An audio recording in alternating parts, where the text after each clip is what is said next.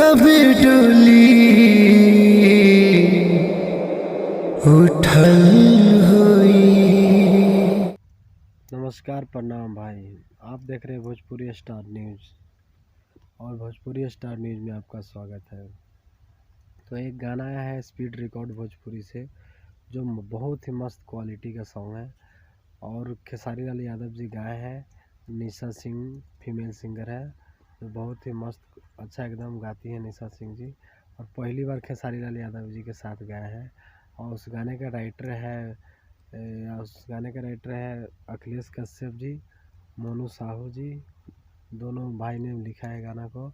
बहुत ही मस्त सॉन्ग है और म्यूजिक किए हैं प्रियांशु सिंह जी, जो एकदम गर्दा फाड़ म्यूजिक करते हैं। तो आप लोग देखना ना भूले, जाइए इस गाने को स्पीड रिकॉर्ड भोजपुरी चैनल पर देखिए और इस गाने को आशीर्वाद प्यार दीजिए। धन्यवाद।